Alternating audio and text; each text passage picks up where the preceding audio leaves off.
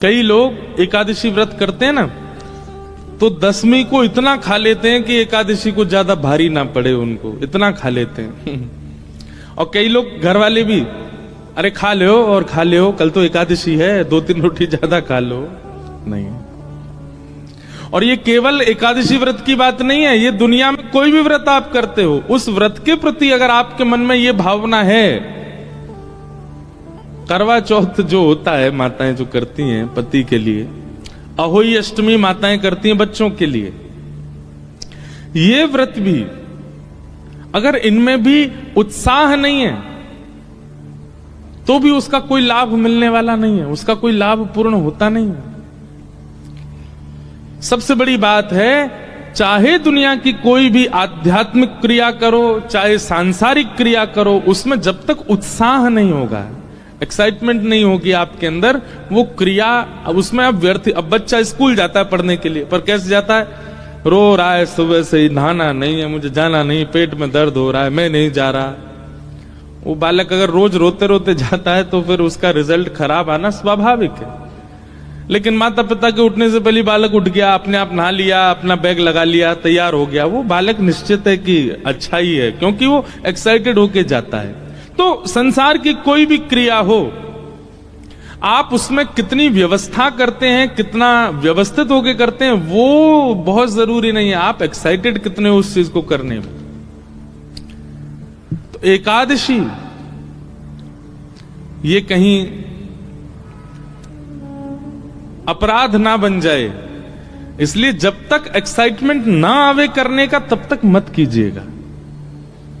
उत्साह होना चाहिए आपके अंदर। आज एकादशी, आज तो हम खूब भाव से, आज हम एकादशी पे कहां कहां गए पता है? पूरी दुनिया तो द्वारिकाधीश ही जाती है, द्वारिका आएंगे तो द्वारिकाधीश जाएंगे, पर हमारा स्वभाव है कि हमको कुछ नई नई जगह मिले हम वहां जाएं। आज हम श्री जगन्नाथ मंदिर गए थे द्वारिका में, इसीलिए आज हमने जो है जयदेव महाप्रभु की स्तुति से ही कथा का प्रारंभ किया। श्री जगन्नाथ भगवान का प्राकट्य का मूल स्थान तो द्वारिका ही है। ये जो जगन्नाथ जी का स्वरूप आप देख रहे हैं, ये कहां प्रकट हुए? यहीं तो प्रकट हुए। कथा सबको पता है, जिनको नहीं पता फिर सुनो। यहीं द्वारिका में भगवान की सब पटरानियां, उनकी एक इच्छा रहती है कि हमको कृष्ण लीला सुननी है, हमको मथुरा की लीला सुननी है, हमको वृंदावन की लीला सुननी है। देव की मैया के पास जा नहीं सकती, क्योंकि देव की मैया ने तो ब्रज लीला देखी नहीं, वो तो कारागृह में रही हैं। द्वारिका में केवल 3 लोग ऐसे हैं जिन्होंने ब्रज लीला का दर्शन किया है। कौन? पहले तो स्वयं श्री कृष्ण, दूसरे श्री बलराम जी, और तीसरी बलराम जी की माताजी रोहिणी मैया।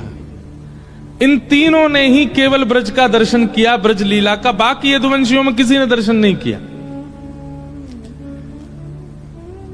अब कृष्ण पटरानियां ठाकुर जी के पास जाती हैं कि हमें ब्रज लीला सुनाओ, तो ठाकुर जी तो आंख बंद करके और महाराज यहां से आंसू निकलने लगते हैं। रुक्मणी जी बोली नहीं नहीं नहीं सुननी, आप रहने दो, मत सुनाओ। बलराम जी से सब संकोच खाती हैं, क्योंकि वो जेठ जी हैं, उनसे कैसे पूछें। तो बची एक रोहिणी मैया। तो सारी कृष्ण पटरानियां रोहिणी मैया के पास गई, बोले मैया हमको ब्रज की लीला सुनाओ, हमें सुनाओ ना, ठाकुर जी कैसे चोरी करते, यशोदा मैया के संग कैसे व्यवहार करते, गोपी के संग कैसे रास करते, यमुना जी में कैसे स्नान करते, सारी लीला सुनाओ ना। रोहिणी मैया बोली मैं सुना तो दूंगी, लेकिन याद रहे कृष्ण बलराम नहीं सुने, क्योंकि अगर उनने सुन ली तो बड़ी दिक्कत हो जाएगी। अब सब पत्नियां आपस में कहने लगी कौन रखवाली करेगा द्वार की। ऐसी सभा थी, उसमें सब बैठी थी। अब एक भी उठ के नहीं जाए, बोले हम भी सुनेंगे, हम क्यों जाएं बाहर, हम तो सुनेंगे भीतर बैठ के। तभी वहां भगवान की बहन सुभद्रा, सब भाभियों ने मिलके अपनी ननद सुभद्रा को ही पकड़ा। वो देखो हम जीवन भर आपकी सेवा करती हैं, आप हमारी ननद हो, आज तक कुछ मांगा नहीं, आज पहली बार मांग रही है, मान जाओ। सुभद्रा जी बोली क्या करना है? बोले हम सब यहाँ कथा सुन रही हैं, आप बाहर बैठ करके बस ये ध्यान रखना कि कृष्ण और बलराम ना आवे। सुभद्रा जी बोली ठीक, और अगर आ जाए तो हमें संकेत कर देना ताकि कथा विश्राम हो जाए, क्योंकि वो दोनों यदि ब्रज के बात सुनते हैं तो उनको बहुत बहुत भावुक हो जाते हैं। सुभद्रा जी बोली ठीक है। बाहर द्वार पर सुभद्रा जी बैठ गई और यहां रोहिणी मैया ने सुनाना प्रारंभ किया। ठाकुर जी के जन्म से ही कथा का प्रारंभ हुआ। भगवान की सब पटरानियां बैठ के सुन रही हैं। ठाकुर जी की ब्रज लीला, बाल लीला, घुटमुन चलवे की लीला, नृत्य करवे की लीला, उंगली पकड़ के यशोदा मैया के संग कैसे चलते हैं ठाकुर जी, दांत निकर के आ रहे हैं, बेणी चोटी बना लेते हैं, बलराम जी और ठाकुर जी की लड़ाई होती है, सारी लीलाएं सब मैया सुना रही हैं। सब पटरानियां नेत्र बंद करके सुन रही हैं।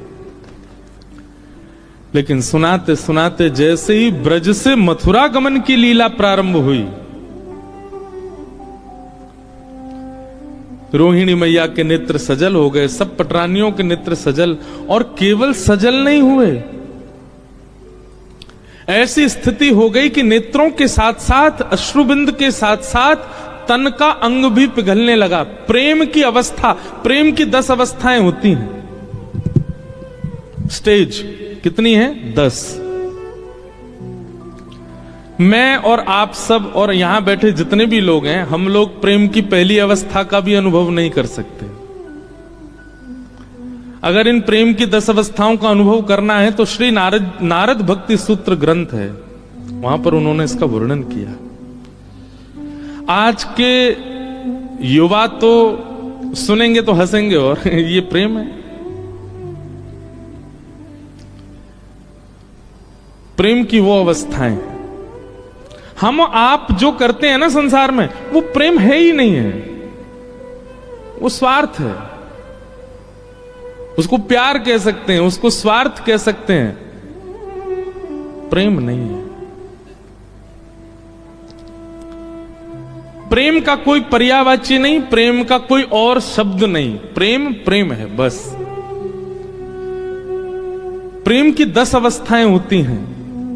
उसमें पहली अवस्था, मैंने एक आध बार कथा में पूरी विस्तार से 10 अवस्थाओं पर भी बोला हूं। एक जगन्नाथ रसामृत कथा हुई थी हिसार में, वहां प्रेम की 10 अवस्थाओं पर चर्चा की थी। तो प्रेम की जो 10वीं अवस्था होती है, आज अवकाश भी नहीं है हमको कई प्रश्नों के उत्तर भी देने, और आप सबकी वेशभूषा ऐसी है कि आप सब उत्सव मनाने के लिए बैठे हो। प्रेम की अवस्था की अगर चर्चा होने लगी तो रोने लग जाओगे। यहां समुद्र तो खारा है ही, ये सत्व होटल में भी खारापन आ जाएगा, सबके नेत्र के अश्रुबिंद, इसलिए उस विषय में ज्यादा प्रवेश करना नहीं। प्रेम की 10वीं अवस्था क्या होती है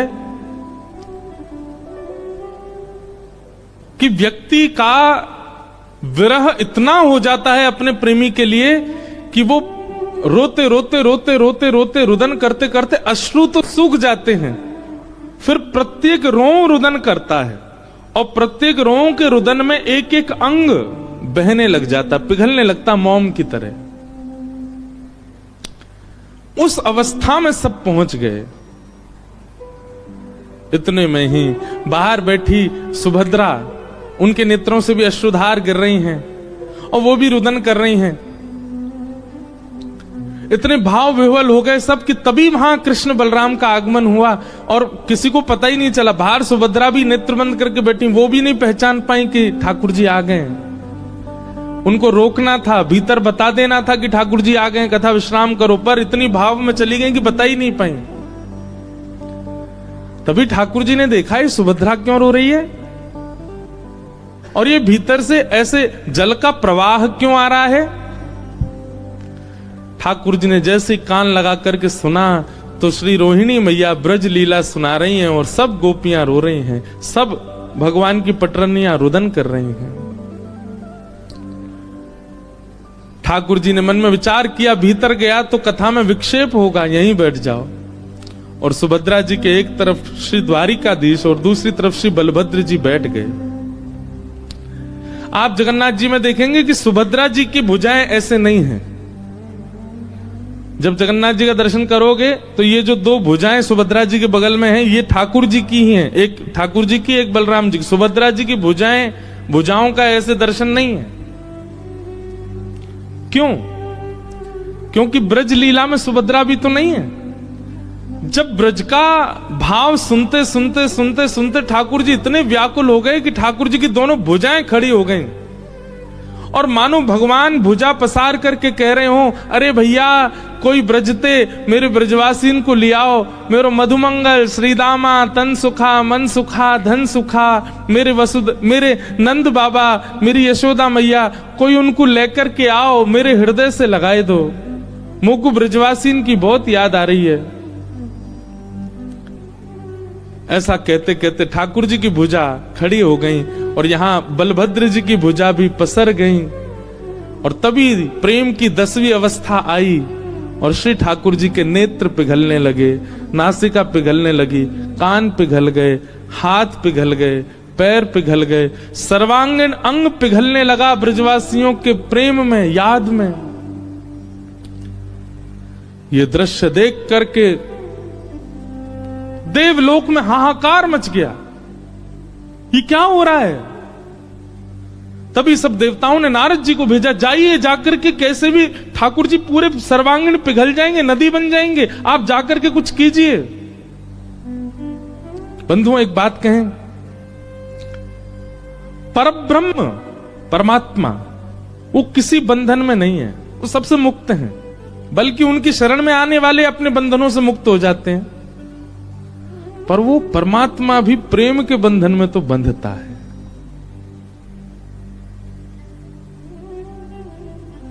क्यों भात भरने गए नरसिंह मेहता के यहां? प्रेम।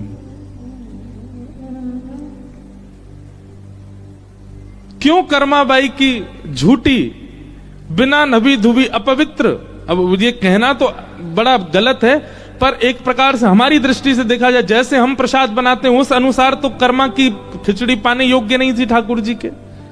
पाने क्यों जाते थे? प्रेम।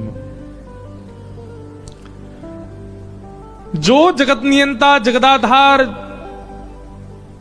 सबको बंधन मुक्त करता है, वह भी एक बंधन में तो है, प्रेम। ठाकुर जी का सर्वांगीण अंग पिघलने लगा, नारद जी महाराज प्रकट हो गए। अब नारद जी बोले, ठाकुर जी को तो अभी छेड़ना उचित नहीं है, ये तो प्रेम की अवस्था में जा चुके हैं। नारद जी महाराज दौड़ करके कथा सभागृह में आए और भीतर आकर के सीधे रोहिणी मैया से जाकर के कहा, मैया मैया कथा यहीं विश्राम कर दीजिए। रोहिणी मैया के नेत्र खुले, आंखें लाल पड़ रही हैं, अश्रुधार से सर्वांगीण वस्त्र गीले पड़ गए। क्या हुआ नारद जी? बोले, आप यदि कथा विश्राम नहीं करेंगे तो ठाकुर जी, गोमती जी के बगल में एक और नदी बहने लगेगी कृष्ण, एक और नदी बहने लगेगी बलराम, एक और नदी बहेगी सुभद्रा। स्थिति तो देखो। बाहर आकर के देखा तो सर्वांगीण अंग पिघल चुका है द्वारिकाधीश का। रोहिणी मैया सब पटरानियां रुदन करने लगी ठाकुर जी की इस अवस्था को देख करके। श्री जगन्नाथ भगवान की पलकें भी नहीं है, ये भी पिघल गई, इसलिए हमेशा आंख ऐसी खुली रहती है उनकी। ये ऐसे नेत्र क्यों हैं? ये ऐसे अधर क्यों हैं ठाकुर जी के? कभी कभी हमें संशय होता है, हम ठाकुर जी से प्रेम करते हैं कि ठाकुर जी भक्तों से प्रेम करते हैं? प्रेम हम करना ही नहीं जानते, ठाकुर जी ही करते हैं।